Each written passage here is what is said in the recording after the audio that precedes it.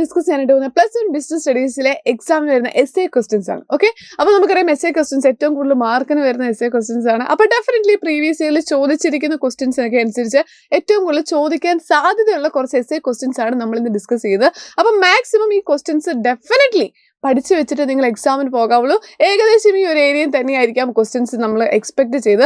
അപ്പോൾ ഈ ക്വസ്റ്റ്യൻസും ആൻസേഴ്സ് നിർബന്ധമായിട്ട് പഠിച്ചാൽ എസ്എ ക്വസ്റ്റ്യൻസ് മാത്രമല്ല, ഇതിൽ നിന്ന് 1 മാർക്ക് ക്വസ്റ്റ്യൻസ് 4 മാർക്ക് ക്വസ്റ്റ്യൻസ് ഒക്കെ ചോദിക്കാറുണ്ട്. അപ്പോൾ ഏറ്റവും ഇമ്പോർട്ടൻ്റ് ആയിട്ടുള്ള ഒരു ഏരിയാസ് ആണ് എന്ത് ചെയ്ത് നമ്മൾ ഇന്ന് ഡിസ്കസ് ചെയ്യുന്നത്. ഓക്കെ, അപ്പോൾ ഡെഫിനറ്റ്ലി 100% നിങ്ങൾ പഠിച്ചിട്ട് പോകേണ്ട ക്വസ്റ്റ്യൻസ് ആണ്. ഓക്കെ, അപ്പോൾ നമുക്ക് ക്വസ്റ്റ്യൻസിലേക്ക് കിടക്കാം. ഫസ്റ്റ് ക്വസ്റ്റ്യൻ നോക്കിയാൽ, a company can be described as an artificial person having separate legal entity, perpetual succession and a common seal. Okay, അപ്പോൾ കമ്പനിയെ ഒരു സെപ്പറേറ്റ് എൻറ്റിറ്റി ആയിട്ട് കാണുന്നു. Okay, list any 2 merits and demerits of it. അപ്പോൾ ഏതിനെ കുറിച്ചാണ് ഇത് പറയുന്നത്? ഏതിനെ കുറിച്ചാണ് പറയുന്നത്? ജോയിന്റ് സ്റ്റോക്ക് കമ്പനിയെ കുറിച്ചാണ് പറയുന്നത്. Okay, and differentiate between private and public company. Joint stock company നമ്മൾ രണ്ടായിട്ട് തിരിച്ചായിട്ട് പഠിച്ചിട്ടുണ്ട്. പ്രൈവറ്റ് കമ്പനിയും ആൻഡ് പബ്ലിക് കമ്പനിയായിട്ട് തിരിച്ചായിട്ട് നമ്മൾ പഠിച്ചിട്ടുണ്ട്. ഓക്കെ, അപ്പോൾ അതിന് 8 മാർക്കിന് ചോദിച്ചിരിക്കുന്ന ക്വസ്റ്റ്യൻ ആണ്. നെക്സ്റ്റ് ക്വസ്റ്റ്യൻ നോക്കിയാൽ ഡയറക്റ്റ് ആയിട്ട് ചോദിച്ചിരിക്കുന്നു, explain any 8 features of joint stock company. Okay, അപ്പോൾ ഈ ജോയിന്റ് സ്റ്റോക്ക് കമ്പനി എന്നുള്ള ക്വസ്റ്റ്യൻസ് റിപ്പീറ്റ് ആയി എന്ത് ചെയ്യാറുണ്ട്? എക്സാമിന് ചോദിക്കാറുണ്ട്. ഓക്കെ, അപ്പോൾ ഡെഫിനറ്റ്ലി എന്ത് ചെയ്യണം? ജോയിന്റ് സ്റ്റോക്ക് കമ്പനിയെ കുറിച്ചും അതിന്റെ മെറിറ്റ്സും ഡിമെറിറ്റ്സും പഠിച്ചു വെച്ചിട്ട് എക്സാമിന് പോകാവുള്ളൂ. ഓക്കെ, അപ്പോൾ എന്താണ് ജോയിന്റ് സ്റ്റോക്ക് കമ്പനി? നമ്മൾ പഠിച്ചിരുന്നു, റൈറ്റ്? അപ്പോൾ ഒരു സെപ്പറേറ്റ് ലീഗൽ എൻറ്റിറ്റി ആണ്. ഇവിടെ തന്നെ പറഞ്ഞിരിക്കുന്നു, ആ ഒരു ആർട്ടിഫിഷ്യൽ പേഴ്സൺ ആണ്, സെപ്പറേറ്റ് ലീഗൽ എൻറ്റിറ്റി ആയിട്ട് തന്നെ നിൽക്കുന്നു ജോയിന്റ് സ്റ്റോക്ക് കമ്പനി എന്ന് പറഞ്ഞു കഴിഞ്ഞാൽ. അതിന്റെ മെറിറ്റ്സ് എന്ന് പറയുമ്പോൾ എന്താ? ഒന്നാമത്തെ ലിമിറ്റഡ് ലൈബിലിറ്റി ഉള്ളൂ അല്ലേ, കാരണം ഒരു സെപ്പറേറ്റ് ലീഗൽ എൻറ്റിറ്റി ആയിട്ടാണ് നിൽക്കുന്നത്. രണ്ടാമത്തെ എന്താണ്? പെർപച്വൽ സക്സഷൻ എന്ന് വെച്ചാൽ ദ കമ്പനി കണ്ടിന്യൂസ്. കാരണം കമ്പനി എന്ത് ചെയ്യുന്നുണ്ട്? ഒരു വ്യക്തിയെ പോലെ കമ്പനി സെപ്പറേറ്റ് ഒരു എൻറ്റിറ്റി ആയിട്ടാണ് നിൽക്കുന്നത്. അപ്പോൾ അതുകൊണ്ട് അവർ ഷെയർ ഹോൾഡേഴ്സ് മരിച്ചാലോ റിട്ടയർ ആയാലോ അവർ പിരിഞ്ഞു പോയാലോ കമ്പനി നിർത്തുന്നുണ്ടോ? ഇല്ല, കമ്പനി കണ്ടിന്യൂ ചെയ്യുന്നുണ്ട്. അതാണ് പെർപച്വൽ സക്സഷൻ എന്ന് പറയുന്നത്. ഓക്കെ, ഇനി ഡിമെറിറ്റ്സ് നോക്കിയാൽ, ഡിമെറിറ്റ്സ് എന്ന് പറയുമ്പോൾ എന്താ വരുന്നത്? കോംപ്ലക്സ് ഫോർമേഷൻ അല്ലേ, കാരണം ഒരുപാട് പ്രൊസീജിയേഴ്സ് ഉണ്ട്, ഫോർമാലിറ്റീസ് ഉണ്ട്. അപ്പോൾ അതുകൊണ്ട് തന്നെ ഒരു കമ്പനി ഫോം ചെയ്യുക എന്ന് പറഞ്ഞു കഴിഞ്ഞാൽ അത്ര ഈസി ആയിട്ടുള്ളൊരു കാര്യമല്ല.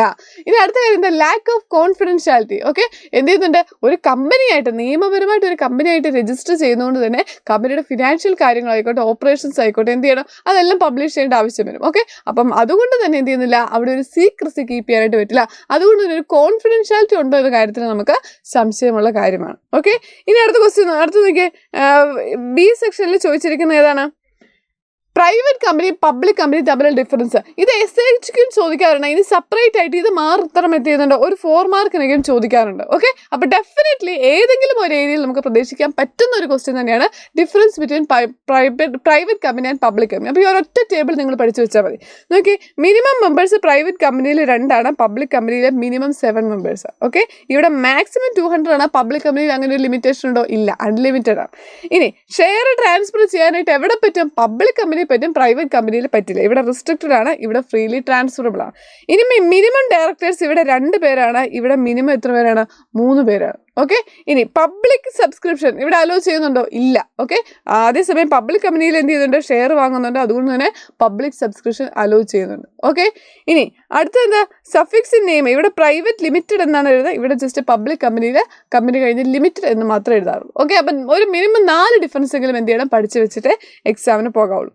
പിന്നെ നമ്മൾ കണ്ട ഒരു കാര്യമാണ് ജോയിന്റ് സ്റ്റോക്ക് കമ്പനിയുടെ ഫീച്ചേഴ്സ് ചോദിക്കാറ്. ഓക്കെ, അപ്പോൾ ഈ ഒരു ഏരിയയിൽ നിന്നാണ് എന്ത് ചെയ്തത്? എസ്എ ക്വസ്റ്റ്യൻസ് ചോദിക്കുന്നത്. അപ്പോൾ ജോയിന്റ് സ്റ്റോക്ക് കമ്പനി എന്തായാലും അടിപൊളിയായിട്ട് നിങ്ങൾ പഠിച്ചു വെക്കണം. ഓക്കെ, അപ്പോൾ ജോയിന്റ് സ്റ്റോക്ക് കമ്പനിയുടെ ഫീച്ചേഴ്സ്, ഒന്നാമത് നമ്മൾ പറഞ്ഞത് ഒരു ആർട്ടിഫിഷ്യൽ പേഴ്സൺ ആയിട്ട് നിൽക്കുന്നു. രണ്ടാമത്തെ കാര്യം സെപ്പറേറ്റ് ലീഗൽ എൻറ്റിറ്റിയാണ്. ഓക്കെ, കമ്പനിയെ സംബന്ധിച്ചിടത്തോളം കമ്പനിക്ക് സ്വന്തമായിട്ട് പ്രോപ്പർട്ടി ഉണ്ട്, സ്വന്തമായിട്ട് പേരുണ്ട്, സെപ്പറേറ്റ് ലീഗൽ എൻറ്റിറ്റിയാണ്. ലൈബിലിറ്റി ലിമിറ്റഡ് ആണ്, കാരണം എന്താണ് ചെയ്യുന്നത്? അവിടെ എന്ത് ചെയ്യുന്നുണ്ട്? സെപ്പറേറ്റ് ലീഗൽ എൻറ്റിറ്റിയാണ്. അപ്പോൾ അതുകൊണ്ട് അവിടെ ഷെയർ ഹോൾഡേഴ്സിൻ്റെ കാര്യം എന്ത് ചെയ്യുന്നില്ല? അവിടെ മാറ്റർ ആകുന്നില്ല. അതുകൊണ്ട് ലൈബിലിറ്റി ലിമിറ്റഡ് ആണ്. ഓക്കെ, അവർ എത്രമാത്രം ഇൻവെസ്റ്റ് ചെയ്യുന്നു ആ ഒരു എക്സ്റ്റെൻറ്റ് വരെ അവർക്ക് ലൈബിലിറ്റി ഷെയർ ഹോൾഡേഴ്സിന് വരുന്നുള്ളൂ. പെർപച്വൽ സക്സഷൻ എന്ത് ചെയ്യുന്നുണ്ട്? കണ്ടിന്യൂ ചെയ്യുന്നുണ്ട് അല്ലേ? ഷെയർ ഹോൾഡേഴ്സ് മരിച്ചാലും റിട്ടയർ ആയാലും ഒന്നും എന്ത് ചെയ്തില്ല? ആ കമ്പനീനെ ബാധിക്കുന്നില്ല, കമ്പനി എന്ത് ചെയ്യും? കണ്ടിന്യൂ ചെയ്യും. ഈ കോമൺ ആയിട്ട് ഒരു സീലുണ്ട്. സെപ്പറേറ്റ് ലീഗൽ എൻറ്റിറ്റി ആയതുകൊണ്ട് തന്നെ കമ്പനിക്ക് കമ്പനിയുടേതായ സിഗ്നേച്ചർ ഉണ്ട്, right? Okay, official signature of the company ഉണ്ട്. ട്രാൻസ്ഫറബിലിറ്റി ഓഫ് ഷെയർസ് എന്ത് ചെയ്യാനായിട്ട് വരും? പബ്ലിക്കിലെ ഷെയറുകൾ ഫ്രീ ആയിട്ട് ട്രാൻസ്ഫർ ചെയ്യാനായിട്ട് വരും. Okay, share of public company can be freely transferred. ഇനി അടുത്ത് എന്താ? Separation of ownership and management. Okay, കാരണം എന്ത് ചെയ്യുന്നുണ്ട്? Managed by a board of directors. Board of directors ആണ് എന്ത് ചെയ്യുന്നത്? മാനേജ് ചെയ്യുന്നത്. അപ്പോൾ അതുകൊണ്ട് തന്നെ എന്ത് ചെയ്യുന്നുണ്ട്? ഡയറക്ടേഴ്സും അതുപോലെ മാനേജ്മെന്റും തമ്മിൽ ഒരു സെപ്പറേഷൻ ഉണ്ട്. ഓക്കെ, ഇനി റെഗുലേഷൻ ആൻഡ് കൺട്രോൾ എന്ത് ചെയ്യുന്നുണ്ട്? ഗവൺമെന്റിന്റെ നിയമങ്ങൾ അനുസരിച്ചായിരിക്കും ഈ കമ്പനി വർക്ക് ചെയ്യുന്നത്. ഓക്കെ, അപ്പൊ 8 ഫീച്ചേഴ്സ് ഉണ്ട്, എന്ത് ചെയ്യണം, 8 ഫീച്ചേഴ്സ് പഠിച്ചു വെക്കണം. Okay, yes. അങ്ങനെയെങ്കിൽ ഈ ചാപ്റ്ററിൽ തന്നെ മറ്റ് പ്രാവശ്യങ്ങൾ ചോദിക്കുന്ന ഒരു ക്വസ്റ്റ്യൻ ആണ്, what is partnership business, explain 4 advantages and any 3 limitations. Okay, partnership ബിസിനസിനെ കുറിച്ചും എന്ത് ചെയ്യാറുണ്ട്, എക്സാമിന് ചോദിക്കാറുണ്ട്. ഓക്കെ, അപ്പോൾ പാർട്ട്ണർഷിപ്പ് ബിസിനസിനെ കുറിച്ച് ചോദിക്കുന്ന സമയത്ത് എന്താണ് പാർട്ട്ണർഷിപ്പ് ബിസിനസ് എന്ന് പറഞ്ഞു കഴിഞ്ഞാൽ, 1-2 വ്യക്തികൾ ഒരു എഗ്രിമെന്റിന്റെ ബേസിൽ പ്രോഫിറ്റും ലൈബിലിറ്റീസും അവർ തന്നെ വീതിച്ചെടുത്തോളാം എന്നൊരു എഗ്രിമെന്റിന്റെ പേരിൽ തുടങ്ങുന്ന ബിസിനസ്സിനെയാണ് നമ്മൾ എന്ത് പറയുന്നത്, പാർട്ട്ണർഷിപ്പ് ബിസിനസ് എന്ന് പറയും. ഓക്കെ, അപ്പോൾ എന്താണ് അതിന്റെ അഡ്വാൻറ്റേജ്? ഒന്നാമത്തെ കാര്യം വളരെ ഈസി ആയിട്ട് ഫോം ചെയ്യും, അല്ലെ, സെപ്പറേറ്റ് ലീഗൽ എൻറ്റിറ്റി ഒന്നും ഇല്ല, രജിസ്റ്റർ ചെയ്യേണ്ട കാര്യമില്ല, നമ്മുടെ ഫോർമേഷൻ ഈസിയാണ്. രണ്ടാമത്തെ കാര്യം 2-3 ആൾക്കാരോട് ഒന്നിച്ച് വരുവാണ്, അപ്പോൾ അതുകൊണ്ട് തന്നെ കൂടുതലായിട്ട് ഒരു ക്യാപിറ്റൽ കോൺട്രിബ്യൂഷൻ അവിടെ വരുന്നുണ്ട്.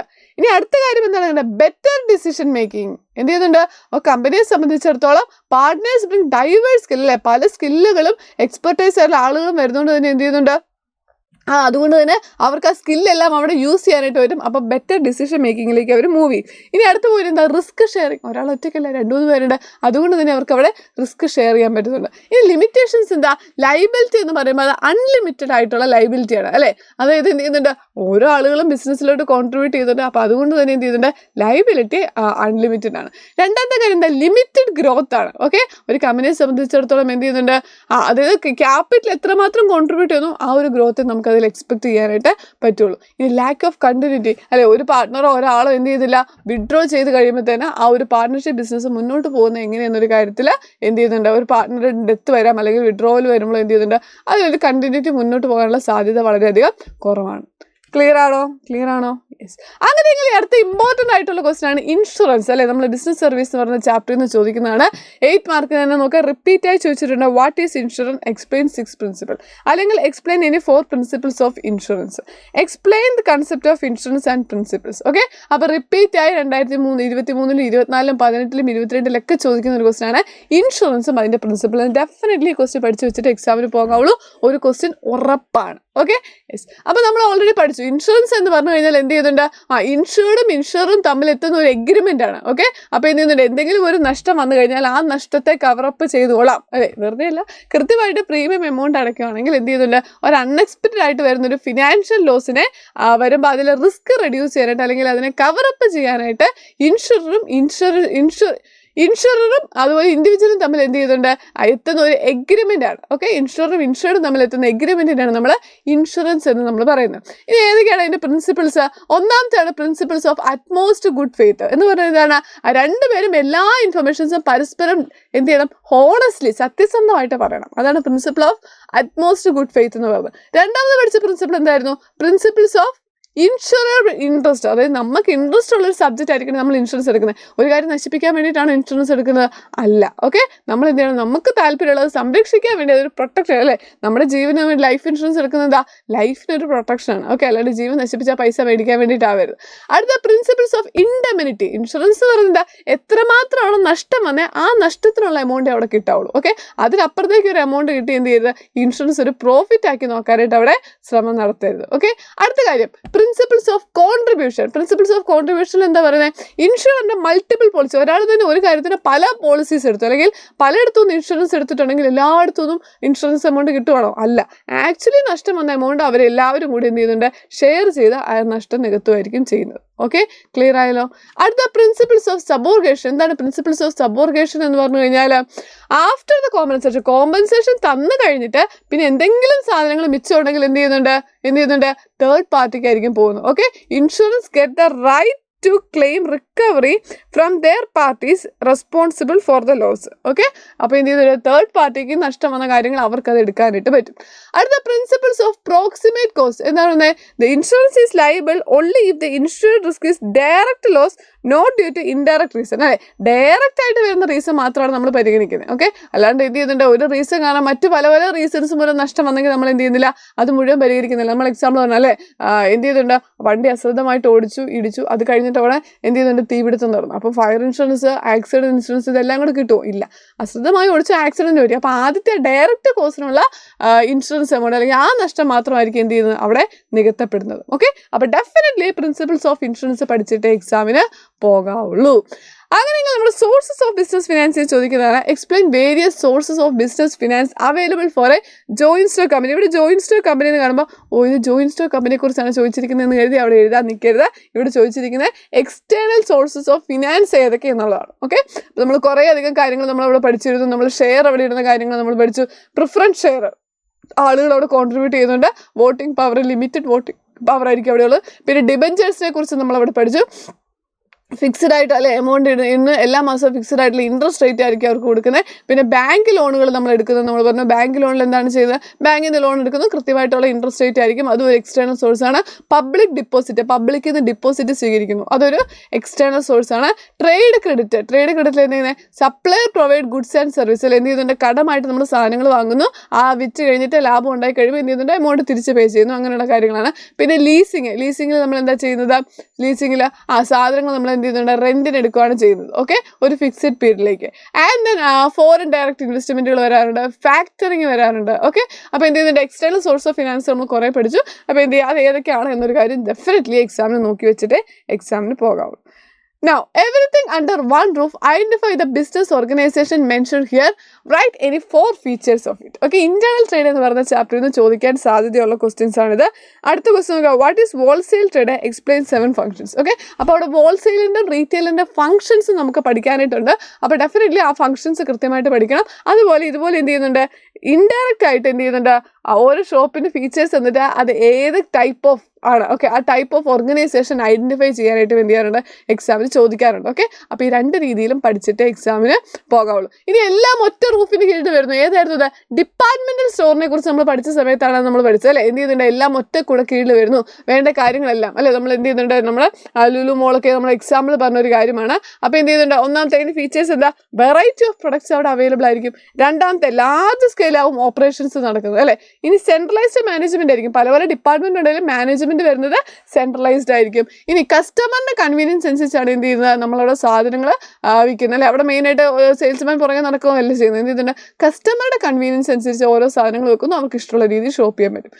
ഓക്കെ, ഇനി അതേസമയം തന്നെ എന്ത് ചെയ്യുന്നുണ്ട്, അതിന് മെറിച്ച് എന്തൊക്കെയാണ്, ഒറ്റ ഷോപ്പിൽ കയറി നമുക്ക് വേണ്ട സാധനങ്ങളെല്ലാം എടുത്തിട്ട് പോരാം. ഓക്കെ, ഇനി രണ്ടാമത്തെ ക്വാളിറ്റി അൻഷുറൻസ് അല്ലേ. നമുക്കറിയാം വില കൂടുതലാണ്, ലക്ഷറീസ് പ്രൊഡക്റ്റ് ആണ്, അതുകൊണ്ട് തന്നെ അവിടെ ക്വാളിറ്റിയും എന്ത് ചെയ്യുന്നുണ്ട്, മെയിൻറ്റെയിൻ ചെയ്യുക. കാരണം അവരുടെ ബ്രാൻഡിന്റെ റെപ്യൂട്ടേഷനെ ബാധിക്കുന്ന കാര്യമാണ്. റൈറ്റ്, ഇനി ബെറ്റർ സർവീസ് ആയിരിക്കും അല്ലേ, നമ്മൾ സാധാ ഷോപ്പിൽ കയറുന്നതിനേക്കാളും ബെറ്റർ സർവീസ് ആയിരിക്കും എന്ത് ചെയ്യുന്നത്, ഈ പറഞ്ഞ ഡിപ്പാർട്ട്മെന്റൽ സ്റ്റോറുകളിൽ നമുക്ക് കിട്ടുന്നത്. ഓക്കെ, ഇനി സെക്കൻഡ് ക്വസ്റ്റ്യൻ എന്താണ് നമ്മൾ കണ്ടത്, what is wholesale trade, explain any 7 functions of wholesaler. Okay, ഹോൾസെയിലിൻ്റെ ഫംഗ്ഷൻസ് എന്തൊക്കെയാണെന്നുള്ളതാണ്. ഓക്കെ, ആർക്ക് കൊടുക്കുന്ന, മാനുഫാക്ചർക്കും റീറ്റെയിലർക്കും കൊടുക്കുന്ന ഫംഗ്ഷൻസ് നമ്മൾ പഠിച്ചിരുന്നു.